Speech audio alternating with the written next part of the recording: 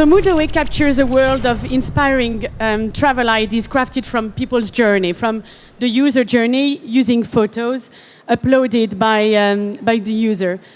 I'm going to take you first through the user journey and show you how we intend to do that. We're here on the home page, and you can see on the home page the ability to view a carousel first. That's a typical moodAway. It's what we like to call them an intelligent travel board. It's made of photos uploaded by the user, and it contains information, which I'll walk you through later, that turns it into a useful travel guide. So our guiding principle has always been to sort of look at the travel platforms that are available.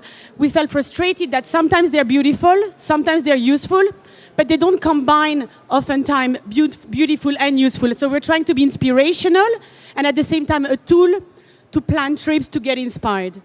You scroll down on the homepage, you get an infinite feed, and from there you can easily roll over the different moodAways, save them, like them, and we're building a community. So it's a community of passionate travelers. The idea is here that they engage with one another, they follow each other's, and by the same token, they judge each other's by the way they travel visually and get inspired with the content that they are each uploading. Let's say I enter a moodAway here, Paris.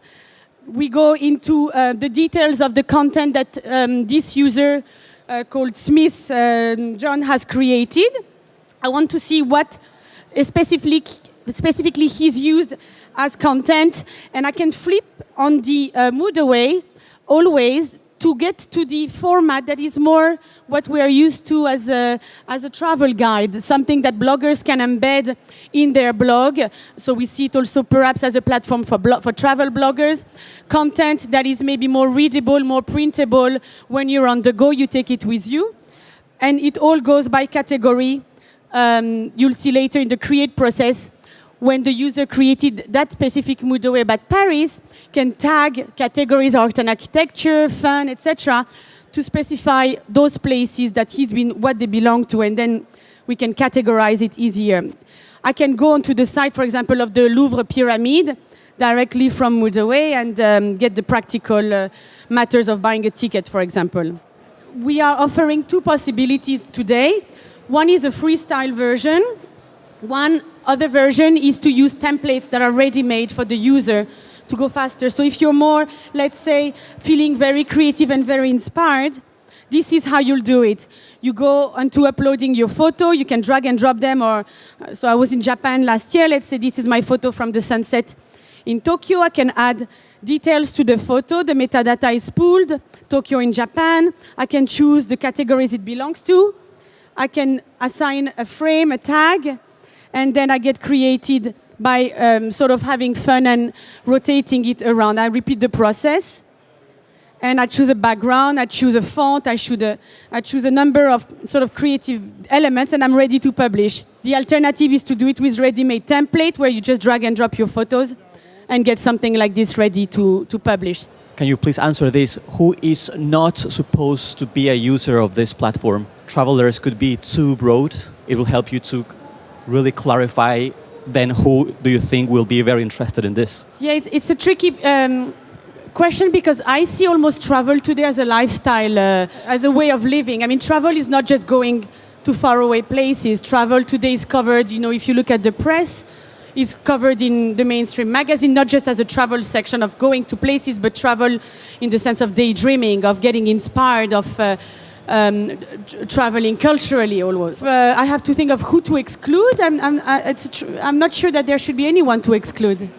Or that your anti-target market might be the person that goes to the same destination every year and isn't concerned with new holidays or things like that. So that would be who you wouldn't want to target at, but that answers the question as to what kind of person you would want to target. Yeah, good point. I have a hard time imagining a moodAway about a cruise trip, but why not? Yeah, and I guess to kind of follow up on that comment, if you had to choose your first 100 users, yeah, just 100, what would you think is a characteristic or that trait that's common throughout those 100 that you say, okay, these are the type of people who will really love this, and these will be my first 100. Yeah, I mean, I guess the more independent-minded kind of traveler, people who are going to wish to look beyond the generic sort of recommendations that come up on TripAdvisor.